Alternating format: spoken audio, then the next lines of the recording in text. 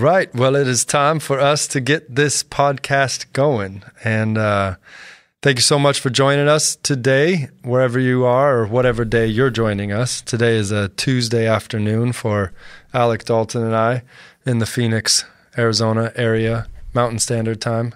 But we just do our own thing here. Yeah, our own time. We don't change. Phoenix time. Phoenix. I love it. So yeah, and actually Nathan Del Turco, I was just talking with him, who's moving to Kansas City to start Living Streams Kansas City. He's like, I can't believe I'm going to have to start changing my clocks again. Oh yeah. Like what a drag. So that's a good thing in Phoenix. I was lucky Bali doesn't do daylight savings Belize, either. So when we lived Belize there, doesn't do it either. They were like, what is this nonsense? No, we don't change our time. Yeah. It's truly awful. It is the worst idea. It's just dumb. Thanks, Ben and Frank. So here today, I'm David Stockton, and sitting next to me, we have Alec Seekins, and then Dalton is over there in the corner because he's in trouble. No, that's where his desk is. No. I get y'all in trouble. Yeah. Maybe. No, we get in trouble when we don't have you. Like That's true. Ryan and I recorded an entire session without Ryan's That's audio true. and have to re-record That's it. true. Oof. Yes. Dalton is important. Dalton, you're so important. Thank you. I really need that. Okay. Yes. Yes. Alec, you're important too. Well, thank you. So this has been a wild week in a lot of different ways. Obviously, we had Sunday service, and we're back to 3 services now, 8, 9:30, and 11. We had baptisms on Sunday. Yep. We also had life group leader kickoff, and we started a new sermon series, which is supposed to kind of build the anticipation and get us all ready for our 40th anniversary celebration at Living Streams. 40 years. Woo! And that's happening September 29th, which is cool. So we broke up a little sermon series to say, let's talk for a few weeks about the church in the past church. And then we're going to spend a few weeks talking about the present church. Yep. And then we'll have our anniversary. And then we're going to talk about the future church. Doo-doo-doo. So in the future, we'll talk about the present church. Oh, baby. The future is ancient. We can now say in the past, we talked about the past church. Yeah, there you go. But still in the future, next future 2 weeks, we'll talk about the past church. Tuesday afternoon, your brain's still sharp. The only one that's really like where it belongs is in the future. We're still talking about the future church. It's truly going to be the future. Lord willing. Until we get there, then it's... Yeah. Sorry, that was such a lame dad joke moment, but I couldn't help it. No, it's like Christopher Nolan. I don't know. That's all I got.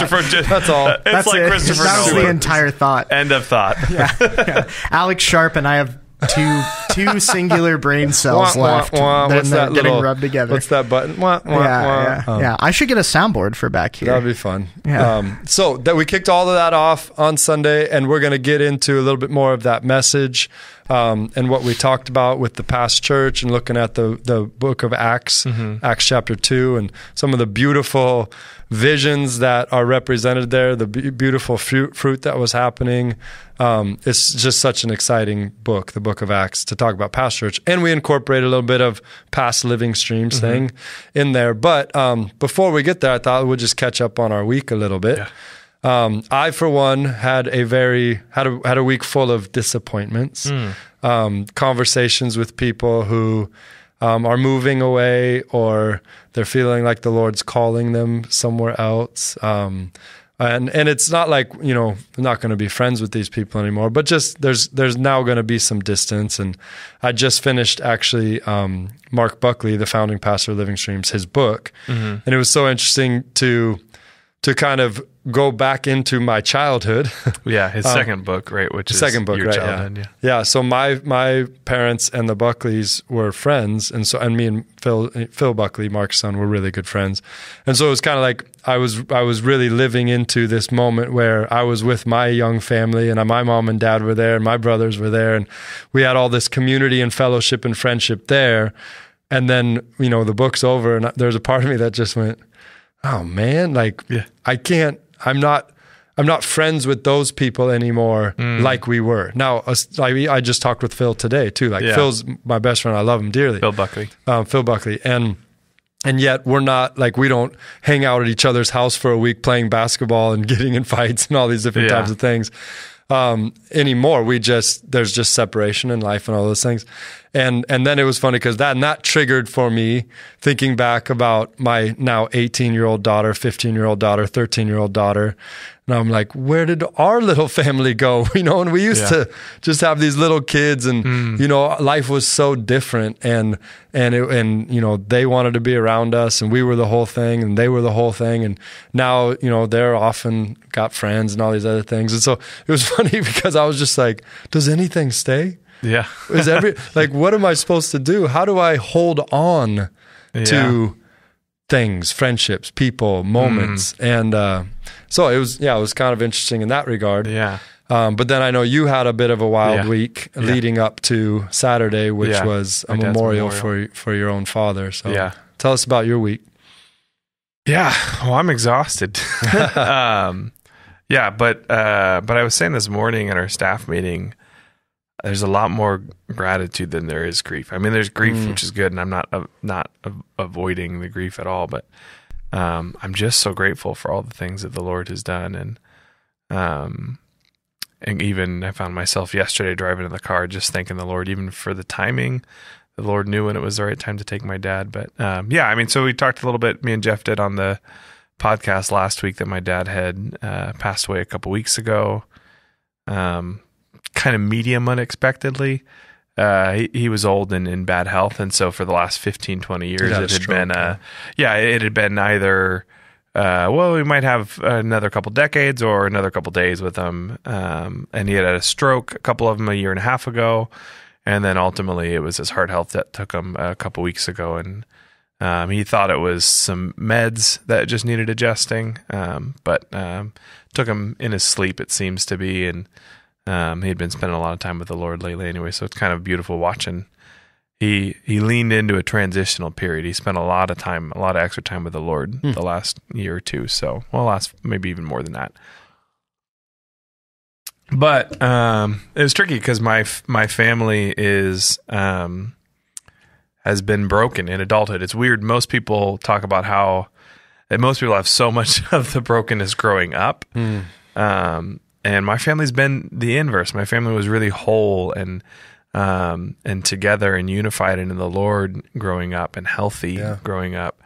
And then started a fracture in adulthood and really started breaking about 8 years ago. And then had another significant break about 2 years ago, about 6 months before my dad's stroke. And it's been a long season of pain and difficulty trying to maintain what threads of connection that are still there, because the love has not ever disappeared. But my siblings have left the Lord and gone a really different direction in their life, and brought some things that have been really painful into their lives. And so it's been a really difficult thing. Trying to still be siblings when fundamentally it's like, there's so many things in regards to spirituality, in regards to politics, although whatever, that's honestly pales in comparison to the break of watching people you love so much in the world walking away from the Lord.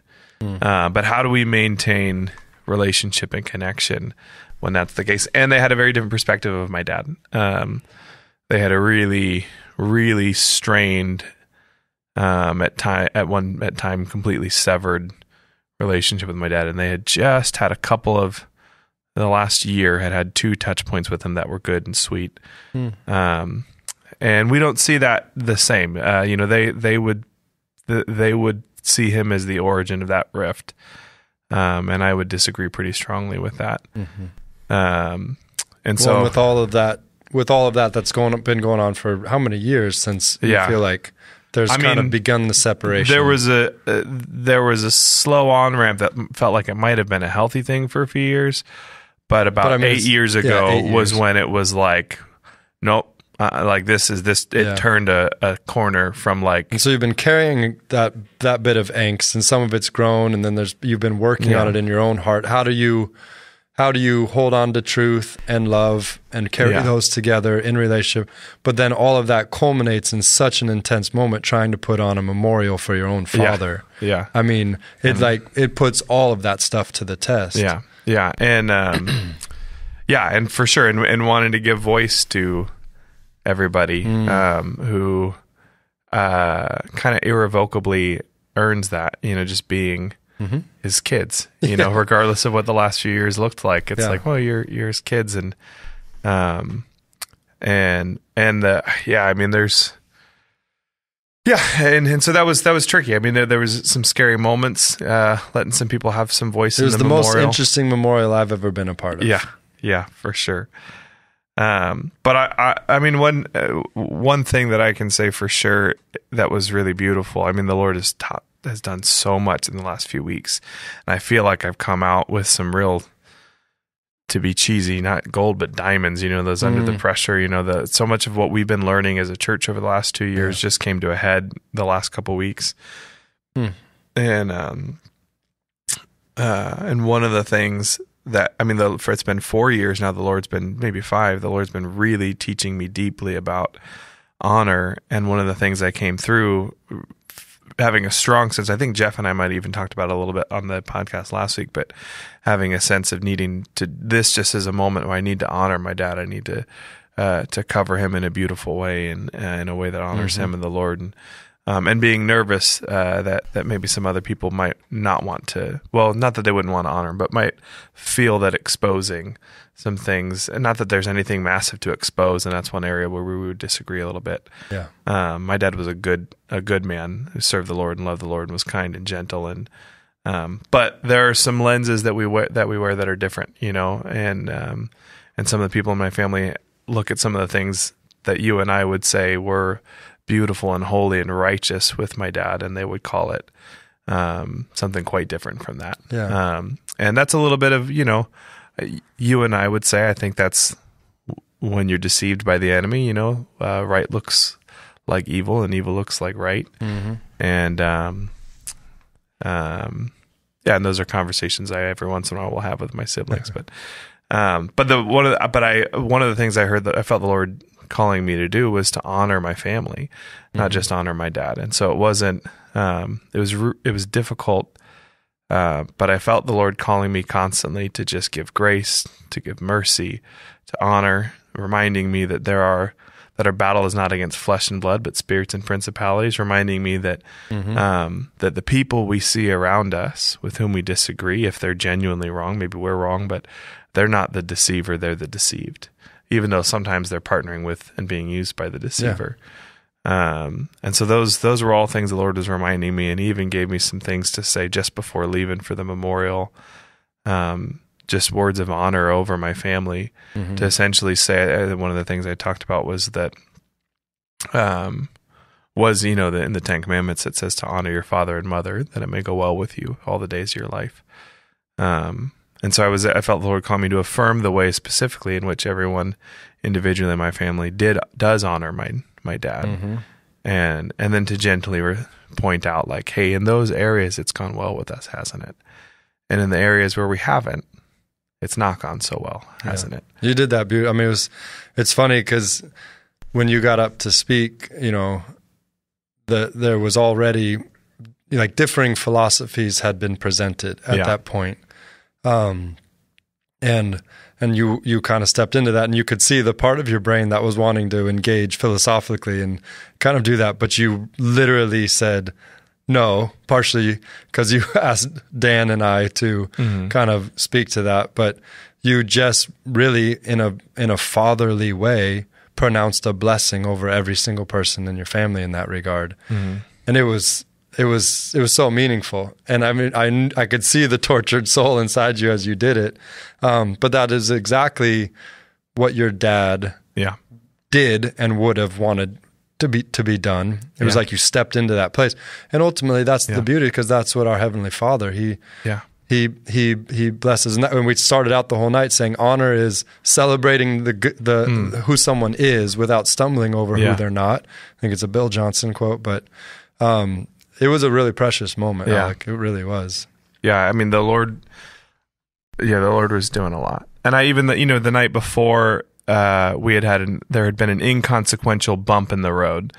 That was one of those things that wanted to be the straw that broke the camel's back, right? Like, just, one of those things that on a normal day would be like a minor offense, whatever. Okay. And when it happened, I was wanting to let it be the straw. Like I wanted so bad to turn it from having grace to letting everybody have it and telling them all that they've done and everything. And I just felt the enemy coming and tempting me. And I felt that what the enemy was calling me into harmonized perfectly with what my flesh wanted, And I thought about how in the Gospel of Mark, one of the things that was so powerful for me when we studied that was the clarity with which I saw that what Peter and Mark were presenting as what may have been Jesus's foundational teachings, at least as presented in that gospel, were come and die. Or deny yourself, pick up your cross, follow me. If you want to be the greatest, be the least, be the slave of all. Not my will. Not my will, but yours be done. And I felt like I have every right to tell everybody all the things. I have every right to be upset. I have every right in this and that situation. I have every right to let the dam break and tell everybody all the stuff that they know. But I need them to hear it so they hurt, so they know how they've hurt. Us, me and my son and my wife and my dad and each other. And I was driving in the car and I just heard Jesus saying, come and die. In more words than that, but the message was come and die. And I said, this is the first time in a long time, Jesus, but I can't do this without you. I need him for everything, right? But like, there's moments where you're like, I could do what he's telling me to do on my own. Like I should do it on his strength, Yeah. But most days I can get up and I can go to work and I can do the things I'm supposed to do, but sometimes you're like, you're telling me to do this, Jesus, and it will not happen if you are not my strength. Yeah. And that's he gave that strength. That's the thing, cause you had me get up at the end and just kind of, like if there's anything that was done that needed to be undone or undone that needed to be done, so I was kind of in my mind just thinking the whole time and really just came down to that concept of truth and love. Yeah. Like love really is the most important thing, but love is not void of truth or love does not contradict truth. In fact, what the Bible says in 1 Corinthians is love rejoices in the truth. Yeah. And so I just felt like, in the midst of the grief, the pool of grief that everyone had, the grief over the passing of your father, the grief over the passing of someone who was a wonderful counselor for them, people in the room, the grief over a broken family, the grief over everyone else's broken family. Like once you touch a little bit of grief, it's like opens you up to all your own grief. Yeah. So there was grief. And then with all the philosophies, it was like there was great confusion in the room. And you could almost feel the spiritual kind of like entanglement and battle going on. And so it was just a matter of, okay, well, truth and love is what the only thing that can be dropped into those to bring it to peace. Yeah. And to bring it to goodness and to beauty and to light.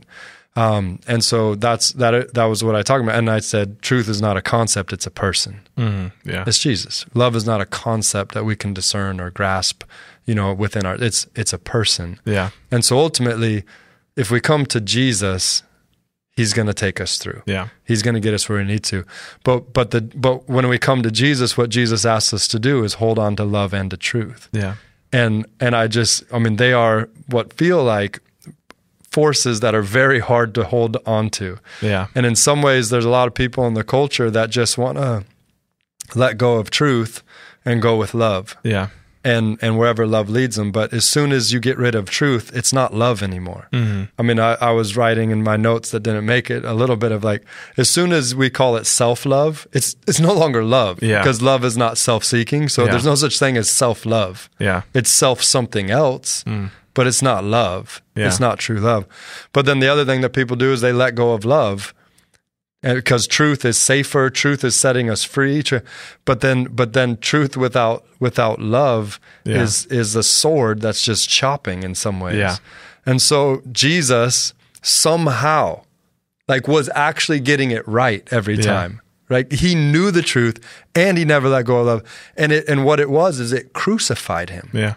And I think when Jesus is bidding you to come die, he's saying, hey, hold on to both of them. Yeah. It's going to kill you. It's literally going to kill you to continue to hold to the convictions of truth in the scriptures and to continue to stay in a loving relationship with your family. It is literally going to kill you. It's going to crucify you. It's going to crush you. But it's going to be the seed of life. Yeah. When to let go of what you deserve and what you get to do and what would be just. Yeah. But not Jesus. And justice in our eyes, right? Yeah. Well, because it's, there's times when it's like, someone pushes you and you have every right to push them back. But Jesus didn't do that. Right. He called us to something higher and he said, oh, no, just turn the other cheek, you know? And that is, the deeper the wound and the closer the person wounding, the harder that is to do. But what would you say? What would you say to someone who right now is so mad at their family because of choices they've made or decisions they've made? And there's that, like, what help could you, because that was my joke. I said it actually at the memorial, basically like, so, has anybody ever been in a marriage? It's tough. Has anybody ever been in a family? And everyone started out, and I was like, has anybody been to a church before? Yeah. And everyone's just laughing at this point because it's tough. Yeah. So like what is it? Can you kind of sum up this week, this last 8 years? Yeah. Like what's a diamond that maybe someone who's listening, who's in the midst of that, their child has decided to go a different direction or their parent has, or their spouse or whatever. Well, I think one of the core things, and a big part of the tension we have is, philosophies and ideologies around sexuality, but also so much more than that, and who Jesus is, I think even more fundamentally than that. And it started with some of that before it became questions of sexuality. Yeah. And I think one of the things that the Lord told me recently when I was asking, like, how do we speak to someone who's wrestling with their identity in that regard? And in particular, I was asking the Lord about, pronouns and stuff, and because I know what I've done and I know, but I've never felt like, oh, this is the answer. I've never felt I should tell someone this is the thing you need to know. But this is the thing I feel like people need to know that I did hear from the Lord after wrestling. Whether you're going to do pronoun hospitality or say, no, that's lying, I won't do it. I think that's a separate issue. When I asked the Lord that question, what I felt like the Lord said was, I always speak to who someone really is. Which I did not feel like the Lord was actually speaking to whether you should or shouldn't use pronouns. I think he was saying, I see the image of God in a person. I see how I made them. I know who they genuinely are. And regardless of how I'm addressing them or whatever, I'm speaking to who they are. And I think that there's something about that. I think the other thing that was huge for me is I just felt the Lord, all the Lord's been teaching me about honoring everybody. And 3-4 years ago when I came back to America, I was going through a challenging season here at the church, kind of re-entering some things and hoping to recover some of the way some other people had looked at me in the past. And I felt like the Lord calling me to honor everyone all the time. And I'm realizing just now like that, the Lord brought me to the most challenging moment of that this last weekend, and that included honoring my family and honoring people who have done things that I really believe are quite shameful, but to not expose their shame any more than necessary and to just honor.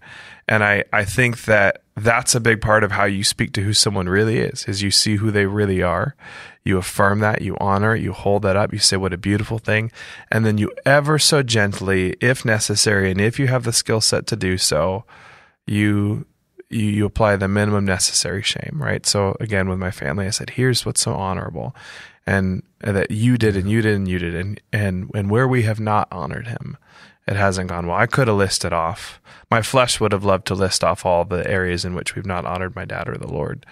But that wasn't necessary. That wasn't good. The Lord wasn't in that. The Lord wasn't calling me to that. And so I think if you're dealing with that kind of tension in your family, you need to die to yourself. And that doesn't mean abandoning truth, but it means going to Jesus and saying, Jesus, I don't know how to do this. I don't know enough people who've done this. I haven't seen this. There's not a tried and true, this is the right pathway through here. Yeah. This is unique and complex and different in my family, even though maybe some other people have experienced similarities. Yeah. I don't know what to do. Jesus, I need to die to myself. Help me. And when in doubt, or in all things, I think you can say, if you're not honoring your family, whether they're there in the room or not in the room, whether you're interacting and telling them about Jesus and helping to draw them back to them, or whether you're having an awkward dinner where you're only talking about the things that feel safe to talk about in the family because it's not going to blow up, or whether they're not in the room and you're talking to your counselor or your pastor or your friends about them, honor them.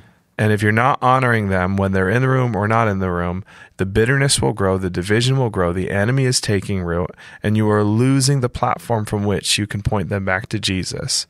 And when you honor them, even though you see so much that is not honorable in what they're doing, you open up a door. And I feel like my family is more open to each other now than we have been for quite a while, which is weird because we've always been very open to each other, but it's been a season of not. And I don't see anybody running back to the arms of Jesus today, but I do wonder if maybe the door's cracked just a little bit for a few people, and if not, I know the door is opened for me and my wife with my family in a way that it hasn't been for a while. And so I mean, our door's always been open, but it's been hard for some other people in my family to want to take advantage of that. Not just your door, but that was a pretty evident sign. The way that you navigated all of this was Living Stream's door was wide open. Yeah. And everyone was welcome to come. Yeah. And even share. Yeah. And even with food afterwards and all those things. And I just think, it's all we can do is, we don't know the right words to say sometimes. We don't even know how to love properly. Yeah. We know we can't let go of the truth, and we can't stop loving. So we just kind of fumble together what we can, and hopefully that in the end, that Jesus is love and truth. Yeah. Which is the only one that really brings the healing and makes the difference. Is His love and truth can be touched and tasted, and I don't know how people go through life without healthily dysfunctional church family, or whatever, without the massive church. I don't know. I literally don't think it would be possible. I do not understand what would have happened had it not been for this church family the last 2 years. And there was something so sweet about having my church family in the mess of my family. Mm-hmm. I mean, even Dad's memorial is a perfect example of it. Like I had a day to plan his memorial, and just due to some other things that were really important. And I found my dad Monday night. I came in to work Tuesday, not to work, but to work on my dad's stuff. And I sat down with Cora, and we had his memorial was like locked and loaded, and an hour, 2 hours tops, because it was an easy yes from everyone. Dalton showed up to do stuff. David McVicker showed up to do stuff. Nick, Cora, Lillian, you, Dan Riccio, the facilities team. It was so quick and easy. Cool. And my meeting with Cora probably took half of it was her loving me and talking through things and not planning. It was just that quick and easy. I've needed my church family the last couple of years, and it's been a beautiful thing to have. And that's maybe another thing to say too is, man, if your family's falling apart, I'm sorry that's really painful. Yeah. But there is a friend who's closer than a brother, and a good place to find those is in church. And if you show up and you pour your life out into a place like Living Streams, it's imperfect and messy, and you're going to have the family drama in your church family too. Yeah. But if you do that, there's a good chance they'll drop the ball. They'll leave you hanging here and there, but there's a good chance more often than not, you're going to find the love and support and the burden sharing that you need in the family. It's funny. I always think of John Foreman quotes, but just of course you do. Yeah. Thinking of one. Switchfoot. That's the Switchfoot right guy now, for those of you. Where one of his lines is, there's just two ways to lose yourself in this life, and neither way is safe. Yeah. And I was thinking about that, like, people are either in this life, in some ways, there's two types of people in the world. People always say that type of stuff, but like there's people who go through heartbreak, and family stuff is just heartbreaking. Yeah. And they go through heartbreak, holding on to Jesus's hand and hopefully surrounded by the body of Christ. Yeah. And then there's people who go through heartbreak without that. Yeah. I mean, it's not like you can avoid heartbreak. Yeah. And so it's really nice to have Jesus and his comfort, the comfort of his spirit, the comfort of his body, the bride of Christ, the church, and his words and his promises and his hope and his guidance and his correction in it all too. But that actually is, I mean, that's a lot already, but that does lead us into nice gentle intro. Well, to our Acts chapter 2, because that's basically what happened. It was the first church family was forming, was beginning. I mean, obviously, Jesus Christ in the flesh on earth with his disciples and, the others that would gather around, particularly the women, the Marys and the Salomes and all of that.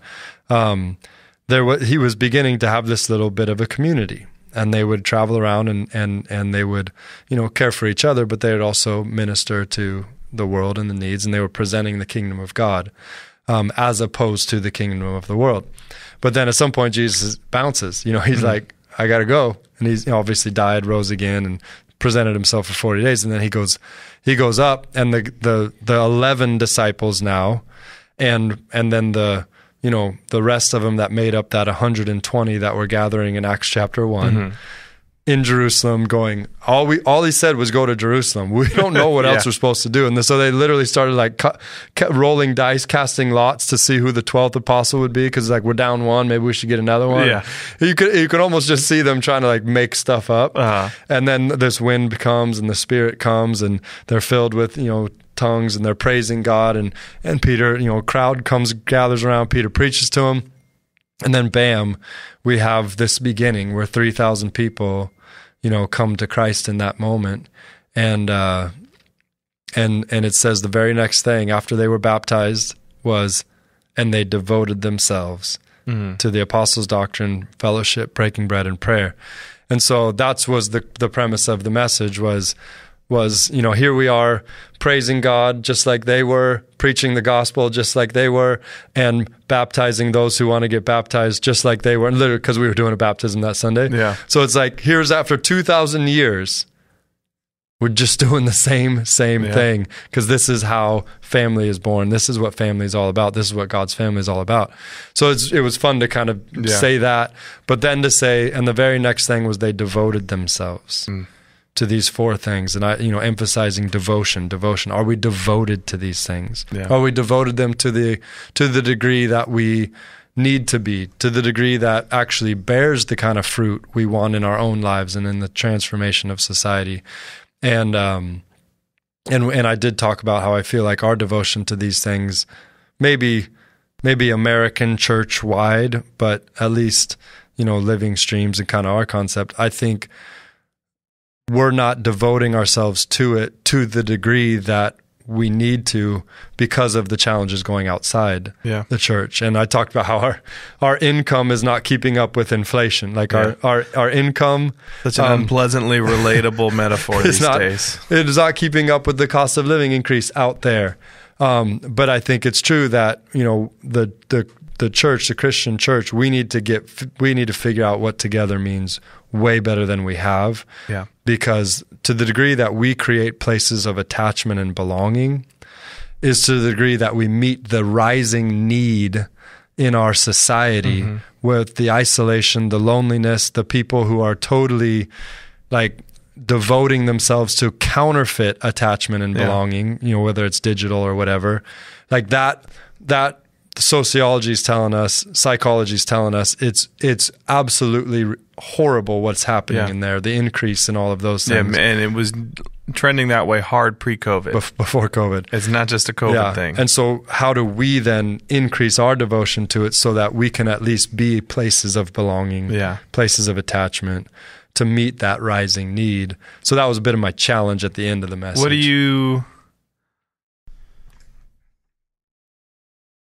What do you think are some responses, applications, reactions, practical ways to respond to that challenge? What can we do? Yes. Well, just spitball, I have a bunch of things I wrote down here in my notes that didn't make it into the message because we had baptisms. So cut things short a little bit. But yeah, I mean, I think we're all little sanctuaries, right? Like everywhere we go, we can become a place of attachment and belonging because the Spirit of God is in us. And so, there is no limit to what, if all 2 billion Christians just, created belonging and attachment for one person, that'd be some serious impact right there. So I think we do have an individual reality to or that. Or just even everybody at Living Streams. That's a huge number, right? That's amazing. And I think we have stories, 'cause like I was going to talk about my wife.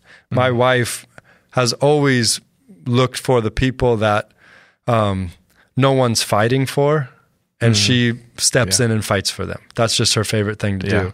And so even at her school, I go down to the school, and it was funny. I was joking with the other day. I was like, that girl was just hugging you, but it was like my wife was walking this way and like still like putting papers on the desk and doing stuff. And this junior high girl was just hugging her, from the back, just hugging her, like just had her cheek kind of up against Brittany, and Brittany was just still going along. But it was like, that is attachment and belonging, like literally. And I was joking with Brittany. I was like, man, these kids love you so much. And then she told me a bit of the story of this girl and when she goes home, what she experiences. And I thought, bam. Yeah. My wife is literally in a classroom situation. She's a teacher. She's creating a moment of attachment and belonging for this girl. It's just so beautiful. Yeah.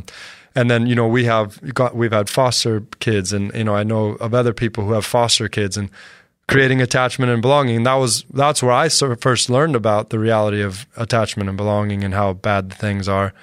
And that's been just like, obviously your wife better than anybody else, but like I've known Brittany since she was in high school and I was in junior high. Yeah. And she was that. When I was the weird little junior high guy, I remember a Brittany hug. Yeah. That meant the world in a really, really significant and painful season of life, and I remember being a little bit older and Brittany was driving, and I don't remember, we were going to someplace, we were leaving the old church, and she was so excited that I was in the car because she got to pick up a homeless person and drive this lady where she wanted to go. And I remember her saying, she needed a guy. I remember her saying, I can't wait until I have a husband that I'm married to, so I have like a locked and loaded guy with me, so I can pick up homeless people and take them where they want to go and love them. And that was Brittany at probably 16, 17, 18. Yeah, no, it's true.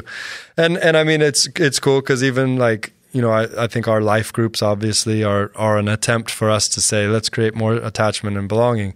I talked about how Living Streams was planted in a living room. Literally, the Buckleys said, hey, anybody who needs a place of attachment and belonging in the Lord, come and hang out in our living room. And they weren't like wealthy people or whatever. And my family was a part of that living room way back when. And I basically was trying to say, hey, Living Streams, we never want to go out of the living room. So your living rooms are now Living Streams. Like you gotta see that inviting people into your living room is, devoting ourselves to fellowship and all of these type of things. So that's where I went. I mean, I talked about, even men's retreat last weekend. I was able to invite a friend of mine whose life has just crumbled in every way. His wife's gone. His kids are gone. He lost his job. He lost his apartment. I mean, literally, he called me out of the blue and he's like, I know I haven't been around a while, but here's where I'm at. Do you have a place I could stay? And it was just, the guy was completely alone.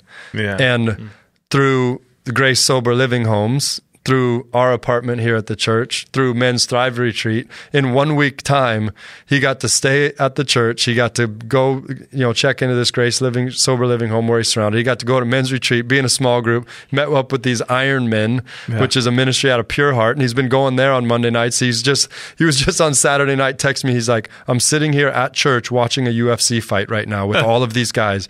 I didn't know this stuff could happen. Yeah. And I was like, that's attachment and belonging, it's getting surrounded. So there's just countless ways to do it. And it's just a matter of staying devoted to it. Yeah. I've been thinking about little shifts that are big shifts and uphill a little bit sometimes in the way we allow our life to be structured. I think if we just structure our lives the way they get structured in Phoenix, Arizona, in America, and whatever, there's this sneaky, I don't know if it's the enemy or if it's just the way it is, but this current, this mold of life that is not conducive to fellowship, that isn't conducive to belonging, that isn't conducive to people. And it's in the way we talk about things. I've talked about it before, like talking with my friends in Indonesia who say, I think I've shared the stories before. I'll share it succinctly again. But I remember sitting down with my old Indonesian neighbor the first time we went back to visit after a year and a half of having been back in the States. And she said, is it true that in America it's rude? We were sitting down chatting. I just showed up. That's what you do there. She said, is it true that in America it's rude to just show up and chat with your friends? And I said, yeah, like you can't even just call them, and like you have to plan it out. And if you just show up, or if you're early, like that's incredibly rude. Well, nowadays it's like you get to their house and you have to text, I'm here. Yeah. And she was like, she laughed and was like, it was like mindless. She was like, that sounds like weird, foreign, crazy land, non-human fantasy. She's like, but this is what she said. She said, she's not even a believer, She said, but when you show up, it's a blessing. Mm-hmm. I love having people show up. And I think a big part of that is not that they're so much better than us over there, but their life is structured differently. She works in a little store that she's got underneath her house. Mm-hmm. And she spends her day sitting down there waiting for maybe someone to come in and buy something, maybe a friend to come sit down and chat, And there's a structure of life that makes it easier to see the blessing in that. Mm. And the structure of life here makes it harder to see the blessing in an unannounced visit or even family. And one of the things I've been doing to combat that is to remind myself when someone wants to come over, when they want to see me, when the in-laws want to stop in, unannounced or announced or whatever, to remind myself their presence is a blessing. And whenever somebody shows up, and I want to remind, if I have any indication that maybe they don't know it, I want them to know your presence is a blessing. And I think about growing up, it wasn't just my family. It was most of the families here at Living Streams. It was the norm that you were inviting someone to your house for lunch after church. Mm. I don't think that's the norm at all anymore. I don't even think it's super normal to go get lunch after church anymore. No, that costs a living, man. Yeah. It's like too expensive to go get lunch, but it's like, so maybe let's go back to having bean burritos at my house after church, Remember the Wendys after youth group? Yeah, oh my gosh, they hated us, but they loved us. Yeah, that was belonging after belonging. Is that like my camera died, so it's just on David, but is that like a universal youth group thing where you go to a restaurant after youth group and then they inevitably form just a serious deep hatred for the youth group that meets after that? At one point in time, so that we never had an issue with that, I think, at the Wendys over by the old church when you were, maybe a little bit that you smoothed over, but the one over here when we moved to this campus, when Jared Riley was the youth pastor and I was one of the youth leaders, service would get out at around 9. And at some point in time, the Wendys that used to be on Glendale and like 15th Ave or something like that, they changed their close time to be 8:45 p.m. Just to keep you guys from coming. Positive they did it to keep us out. But yeah, we would go, that's just it's so important. And we want to get home. And the truth is we want to get home because we're hoping to have some margin for Netflix or YouTube or whatever. And that's so stupid and lame. Yeah. It's literally there for you whenever you want it.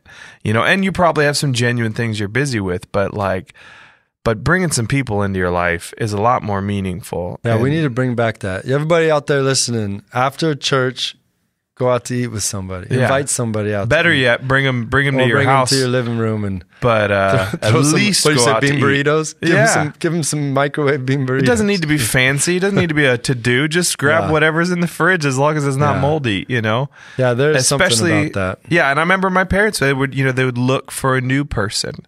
Yeah. At that time, which was a lot easier to do when the church was smaller, to know who was new. Right. And if you were new, you were going to get invited to lunch a few times in the 3, 4, 5 times in the first couple months, probably, to somebody's house. And so Well, and that's, our fam night's coming up in October. That's a big part of it. We just want that crash where, hey, everyone's going to sit around a table and eat. And we really want people to get to know each other, you know, and maybe something will happen, maybe something won't as far as friendship or something lasting. And I think maybe another one of those barriers is maybe with the Instagram filtered life that we have. I think we want gatherings to be a bigger to-do than they need to be. We feel like, we feel like, it's got to be all planned out. Yeah, like birthday parties growing up, where there's a cake that mom made. And at some point, you're gonna blow candles out and sing happy birthday. And maybe there's decorations, and maybe there's a piñata, and maybe but the only expectation is that there's a cake, and that some people are probably going to bring some presents. But these days, I mean, I have a niece-in-law, I guess, who they throw. I'll tell you what. Before in my life, yeah. I guess it's my cousin-in-law's. Go with it. Anyway, niece-in-law. Niece-in-law. Whatever. I like it. It's good. She's little one, and her parents throw the best parties I've ever seen for a 3 and 4 year old. They had this last birthday just a few months ago. They had a bounce house. They had a big old bounce house with the slide in the water, and they had like a bunch of pop-ups that they had rented. They had a live band. They had a storyteller that they had hired. Wow. They had really cool gifts that like me and Colleen took some party favors, kind of cool gifts. And they're not even loaded, they're comfortable, obviously, but it was like the most Instagrammable, awesome 4-year-old's birthday party I've ever imagined. And I'm like, no one's allowed to come to which ours. is great. And I'm not knocking that if you can do that. And that's a major gift to hospitality. Yeah. But that's not the bar for having community. The bar for having community is we have a place to sit down. Literally, again, in Indonesia, literally, when there's more than a couple people, nobody sits in a chair. Yeah. You just sit on the floor. You can have 30 people over to your house because nobody's expecting a chair. Yeah. That's the bar is the people. And is there literally physical space for them to sit down, Well, I think that's a big part of it is, like in Acts, it says the Lord added to the church daily those who were being saved. And what that basically was is someone said, hey, you want to come with me to this thing? Yeah. Do you want to come with me to this thing? And then they would go and they would see and they'd go, hey, can I come back to this thing? And it was cool because even on Sunday, we presented, we sang some worship, we preached the gospel. And we talked about, the vision of family and apostles' doctrine, all those things. And then we had these baptisms. And in the last service, there was one guy who said, he wasn't scheduled, but he just ran up there and was like, can I be baptized? Like, I want into this. Like, I'm out here without this attachment and belonging. How do I get into this thing? And so it's just so beautiful that happened, and it was because someone invited him. Hey, come check this out. Yeah. Come check this out, and that takes us to these next two things that we really didn't get to talk to. It'd probably be good for us to touch on these for the deep dive sense, but we talked about apostles' doctrine and what that meant for them, what that meant for us. We talked about fellowship, dove into that, and even kind of got the challenge there. And then the next two that they devoted themselves were the breaking of bread and prayer. Yeah. And so on the breaking of bread, again, you've heard me talk about this 1 billion times. But the breaking of bread, doing some more research into it, it's an interesting concept because it does speak to a meal, and it for sure finds its origin in that Last Supper with Jesus breaking that bread and giving it to his disciples, and basically like sacrificially offering what I am is yours. Yeah. What I have is yours. What I've prepared is yours. And so it's kind of that sacrificial love. But then it turned into, in the first church, they call it the love feast, or there was this communal meal. And for us, we take a little bit of juice, a little bit of cracker as this communion and remembrance, which I'm fine with, but it's not very feisty.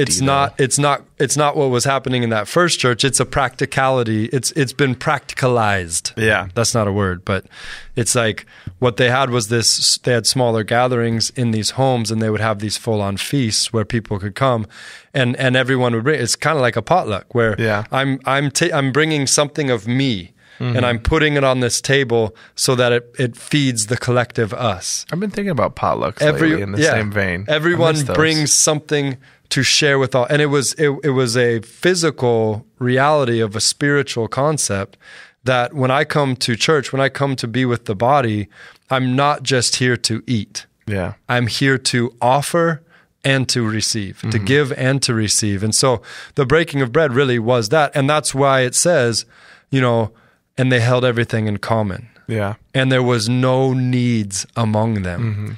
And some people would sell properties and bring the proceeds to the and it was like, but that's the breaking of bread. It's more than just, we're having a little meal together, but it's, no, I'm fully offering myself to this group who's fully offering themselves to me.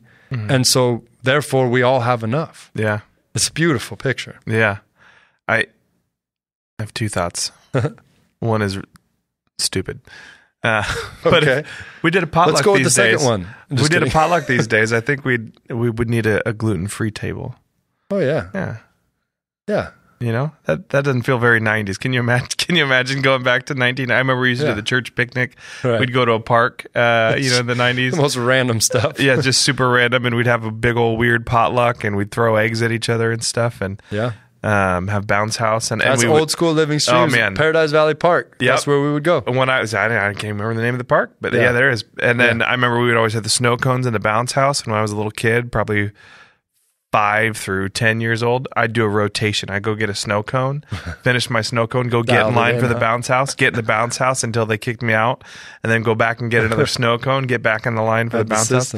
And for some reason, my stomach hurt really bad by the time I was done with that. Yeah. But I can't imagine a gluten-free table back then. But that was the important thought, and now I've lost the... Oh, you lost the stupid thought? No, that was the stupid thought. That was the stupid That was the stupid good. thought. We got the stupid one. You got the stupid one, and not the important one. It fell out of my brain. Those church picnics, I was there one time, a Living Streams church picnic after church, and we went, and we were playing football, and we were playing tackle football, and I got tackled right into one of those, like iron barbecues. Oh yeah, cement iron barbecues. Yes, it just tore my eyebrow almost off. And I remember my dad took me, and he was a doctor, so he stitched me up and everything. But that was an intense church picnic. But we can't, we have too many people to do church picnics, so to speak. Yeah. So that's why everyone's just gotta find a way to create their own little church picnics. Everybody picnic at my house, picnic at your house. Picnic. I remembered my not stupid thought. Okay, good. Yeah. I was thinking about just the beauty of that, even metaphorically, and the idea that we talked about a little bit. We talked about a lot more behind the scenes, but it came out a little bit about a year ago in our Life Together series, the idea of the burden is a blessing. And I think there's something beautiful in that. The idea that was just the way we were kind of summarizing it was, we're called to share one another's burdens. And usually when we use the word burden, that's a thing to be avoided, and I know Jesus talks about, my burden is light, my yoke is easy. I say that backwards maybe, but the burden is a blessing. And that's actually something I was processing through, actually just in some of the grief with my dad. Is one of the things that was hard. It was the last year and a half. It was just me and my wife taking care of him. And he is one of the most selfless people I've ever met. And he valued marriage and family and children above anything but the Lord, and placed a high value on them. And so my wife and I had just had our son. And so it was excruciating to him to take any of my energy, because all he just wanted to give to us. Yeah. But he didn't have a lot of energy, and he didn't have finances to give to us. He just wanted to pour into us, and And as he recovered, which he did recover really well to the point where he was independent again after the stroke he had a year and a half ago. And as he recovered, he got to the point where he could take care of himself, and he kind of went up the rungs in the facility he was living all the way back up to independent living and stuff. Hey. But there was a point where it was like, Dad, like, I want to be the one taking you to the doctor. And he just wanted to get to the point where he was driving, you know, really quickly. And he did get there eventually, but he was like, even before he could drive, he was finding rideshare stuff and things like that. And I was like, Dad, I want to take you to the doctor. And he loved me. It's not that he didn't want to spend time with me, but he didn't want to be a burden on me. Yeah. And one of the things I was processing through, and even, you know, I don't know how it works, but the early church thought something of the communion of the saints might have something to do with those who were asleep. And I was having a conversation with the Lord, and maybe Jesus was kind of passing the notes along between me and my dad. I don't know.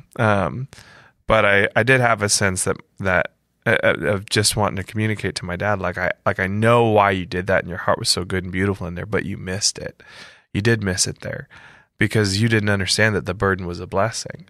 Like, even though it was costing me something, even though it was costing me time with my wife and my son, I wanted all those times with you. And it was less of a burden when you got to drive yourself or when you got a ride or whatever. But the burden is a blessing. But that burden was a blessing. And I would have rather had those moments.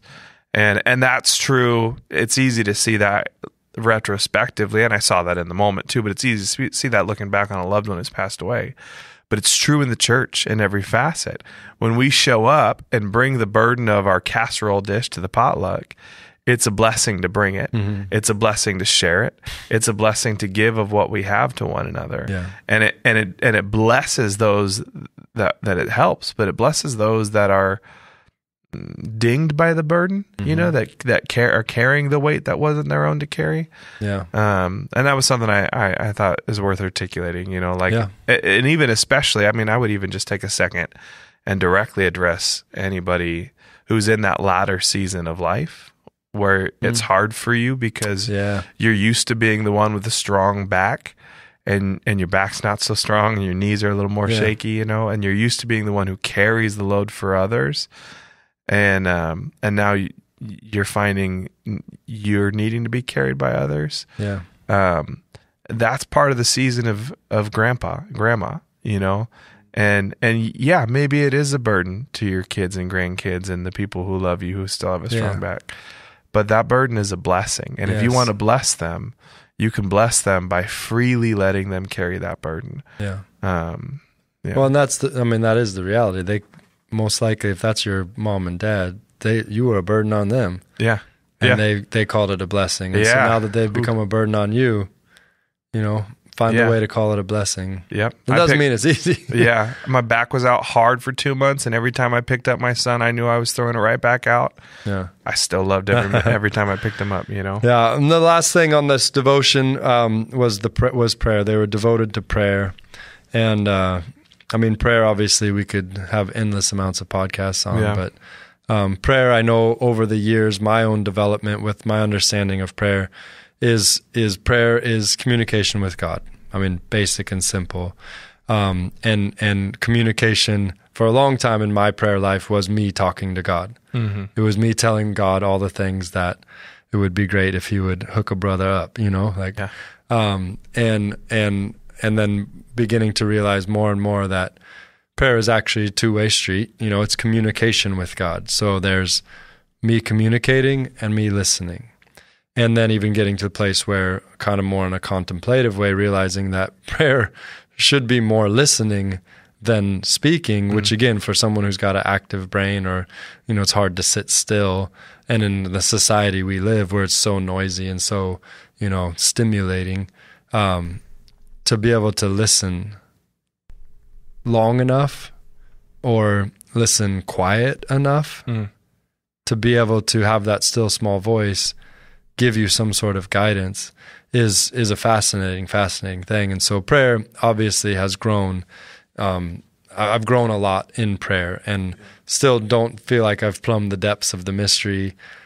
Still feel like so many of my prayers just barely make it, you know, like above my head, let alone like making it through, to the Lord. And had a lot of wrestling matches with the Lord where I was praying the wrong prayers, and he was teaching me how to pray the right prayers. But yeah, what's some of your development in prayer in your own life? Yeah. When I love, even as you said that, I love that the Lord loves our wrong prayers. You know what I mean? Where he's like, it is interesting, even as you're saying that too, thinking like, yeah, God has taught me how to pray, which is cool. The disciples went to Jesus and said, how do we pray? And the Lord has taught me. I hadn't thought about that until just this moment, but the Lord has taught me so much about how to pray, which is so cool. He just loves when we're doing it wrong, because not because he loves when we're doing it wrong, because he's a good teacher and he's a good father, and not put off by it. Yeah. And I think that's some of what I think is worth saying about prayer, is that at the core, it's connection with the Lord. And we can learn a lot about how to connect with the Lord by how we connect with everybody else. And so prayer, so you connect with someone else by speaking, by listening, by sitting down and doing some activity together, whether it's TV or playing a sport or, going for a walk, and all those things, they open our hearts to connection, and they help us to connect to the Lord. And the Lord loves, the reason we love those things with each other is because the Lord loves those things with us, And so I found it so meaningful to say, God, here's how my day went. How was your day? Which always feels like a weird one. How was your day? Yeah. You were infinite, I thought, how are you feeling, Lord? Yeah. Because that's what I want to feel. Yeah. And I found, it's shallow conversation is important and meaningful. And so is deep conversation, right? Like just shooting the breeze with a friend is a good thing to do. 80-90% of your conversation with your friends is shooting the breeze, 10, 20, 50%. If it's 50% deep conversation with your friends, like you're exhausting. Like you need to lean back with your friends a little bit. And that's coming from me, I'm a talkative pastor, but I think about that in the relationship context. I know some people, it's like, they just want to have deep conversation. It's like, man, she's not going to be able to hang out with you much longer if you keep going deep every time. Yeah. Just go have some fun. Just go get some Taco Bell and laugh a little bit, That's funny. And so that's really rich. That might be the best advice we gave on this podcast right there. Just saved someone's marriage or future. Yeah, and I am the last person that's qualified to give that advice, but God made laughter and lightness and ease, and you think he doesn't like laughing with you? Man, he loves laughing with you. So, there's a richness there, and like you said, we could podcast for hours about it, and there are those podcasts out there, and go listen to them, and and devotion to prayer, right? Like that's the premise of what they devoted themselves to prayer. And, we could call ourselves Ascending Church, and we've been able to see a lot of people go out from here. But we also want to be a praying church. Yeah. And the Lord said his church is supposed to be a house of prayer. Yeah. And we have our, fasting and prayer season to kick off the year. And, we have our prayer coordinator we just met with yesterday, and a new prayer coordinator, and it's exciting some of the stuff he's talking about. And we have our pre-service prayer, and then we have our after-service prayer. And so, I think we're trying to be devoted to prayer, but it's really just sort of ridiculous when we go through time and space without praying. Paul says pray continually, because when we do that, we're basically saying we're good. Yeah, we don't need the strength and wisdom of God. Yeah, and really our call from the very beginning was to abide. Right? Adam and Eve abide in this garden of my love. Yeah. And they got a little antsy, and they broke that, and Jesus said in John 15 that we're supposed to abide in him. And if we abide in him and his word abides in us, we're going to bear fruit. Yeah. So somehow the abiding in him is where we're most fruitful, but we're out there striving for him even, maybe, or striving, for ourselves, whatever it might be. And we get frustrated because it's not as fruitful as we know it should, our lives should be, when it's just so counterintuitive. It's such a challenge. But if we would devote ourselves first to prayer, then we'd save ourselves so much time and energy. And I think like structurally, maybe one thing that's helpful for me to think of is, as far as the content of those prayer, deep and wide and immense and cavernous and oceanic in its scope of shallow to deep, to praise, to worship, to petition and supplication, all that. But structure wise, I think of it, and it's a loose blends together thing, but I think of it in time set apart specifically to pray, and then those as you go prayers, those ever present, those pray cease. And that verse, pray without ceasing, got in me at some point in high school and messed with me a little bit. And I was like, how do I do that? What does that mean? But it's in there, so it means something. Yeah. I think there's something to be said for wrestling with what does that mean. But so there's a richness in setting aside 5 minutes, 10 minutes, an hour, 2 hours to pray and worship and talk to the Lord and listen to the Lord. And that is something that, I found myself finding a lot of relief and peace in the Lord. The about 24 hours after I found my dad passed away, I just spent an hour with the Lord, and it was, I don't know how you get over things without being able to go to the Lord in that. But the other thing that's been so rich for me lately is as a father of a new little guy, a 1.5-year-old and another one on the way, is leaning into and strengthening those muscles of the ceaseless, of the constant, of the as you go prayers. Because I got a lot less nice, clean, serene moments to lay down on the floor and talk to the Lord. And I heard John Mark Comer say something on a podcast, and he may have been quoting someone, I don't know, but that was so rich and simple. And he said, for the young parent, let the cries of your children be like a monastic bell. Let it just remind you to connect to the Lord, to worship the Lord, to go change this diaper as worship to the Lord, to praise God as you go deal with this scraped knee or this kid you got to put in the corner, to thank the Lord for his discipline as you discipline your children and all that. And I thought, ooh, man, you know what I mean? Because so good, so rich to know that actually as I care for my kids, they are not distracting me from the way of Jesus. They are calling me into the way of Jesus. Yeah. Well, the sacred of the mundane. Don't call this this can be a holy moment. Yeah. All of life is filled with the glory of the Lord. Yeah. No, that's a good perspective. And that's true not just the parents of, if you're busy, perhaps you're too busy and you ought to start cutting things out and saying no. But also, it's worth considering, if you genuinely, most of the time when we say, I don't have time, what that means is prayer and time with the Lord is not high enough on my priority list. Yeah. You got options. Yeah, exactly. But but you have make it a prayer things, time. Make them a monastic call. You can talk to the Lord in the middle of the busiest day. And I do remember when I was in high school, late teens, early 20s, I had a job waiting tables.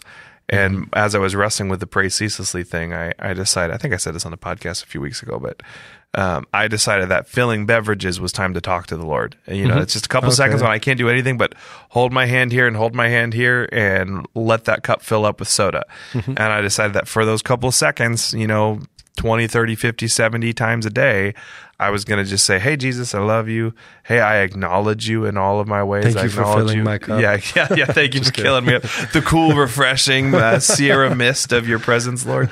And that was that was one of the more fruitful spiritual practices I've done in my lifetime, was connecting the Lord every time I filled up a cup. Yeah, and that's cool. Yeah. A couple last things just on prayer as we wrap up. That I've found interesting for me, like journaling my prayer has just been so helpful because my mind so easily wanders. So I'll basically just start right out and I'll be like, "Dear Jesus," or something like that, or whatever, and then I'll just start kind of saying, "Here's the stuff I'm thinking about. Here's what's heavy. Here's what I don't know what to do." And then usually once that list is there, I'll just start saying, "Okay, Lord, here's what I pray for this one." And I'll try and allow my prayer to be a little bit of me and him, like our thoughts mingling together. Like, Lord, what what would be the right prayer on this regard? So, my marriage right now, Lord, it's we're disconnecting or something, and so I'll say, Lord, like, help us to find this connection. Help me to figure out, what I can do to help this. Help us to find time. It just seems like we're and so I'll start to just kind of pray along those lines, and just the journaling thing has been so helpful. And what's funny is not only do then I have a little bit of a record of my prayers, so then I get to see what the Lord has done. But what happens is that after it's done, it's so funny because it's like it's out of me. It's this weird experience where when I pray, what was causing all of this congestion or causing all of this like stirred up kind of anxiety, maybe when I write it out, it's almost like it feels like it kind of comes out the pen, goes onto the paper, and now it's there. It's not in me. Yeah. And there's something that's really helpful for that.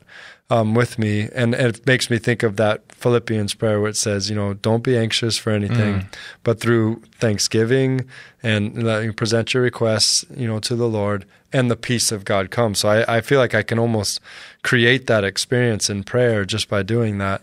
But then the other thing was a real interesting moment was at the last All for One at Phoenix Bible or New City Church when we were all gathered there, and I felt like, okay, Lord, we want to pray. This is one, like, Jesus is beautiful, humility is beautiful, and unity is beautiful, and we want to humble ourselves and pray.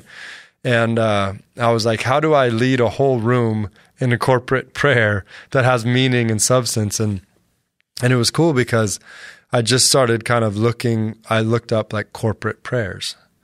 And it was so fun because when we started out with the prayer of, St. Francis of Assisi, with like, Lord, where there's injury, let me sow healing. Where there's doubt, let me sow faith. And kind of goes. So I ended up just finding this whole like list of these unbelievable prayers that have been prayed throughout the centuries by the church. All our liturgical brothers and sisters listening are laughing at you right now.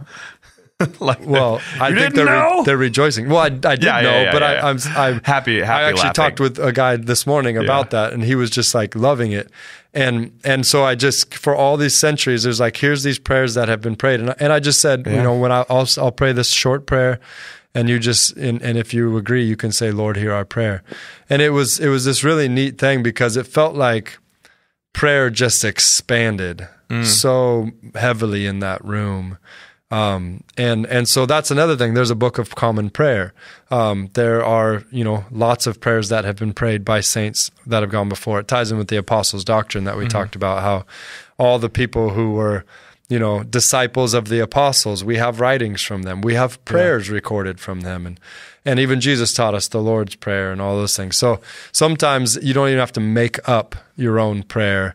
Sometimes you can just kind of go into the Book of Common Prayer or something like that. And it's really this helpful thing, even if it's just, stimulates your own prayer life, it's a real helpful tool to be able to use.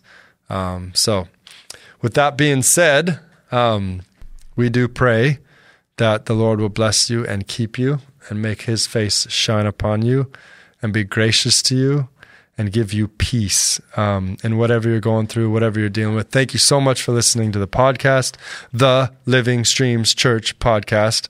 More names in its title than any other podcast, I think. We got the record. But so you can like it, you can share it, you can comment on it, you can let us know what you're thinking. You can email us at Living Streams. We'd love to hear from you. And if you can, come check us out Sunday morning, 8, 9:30, and 11.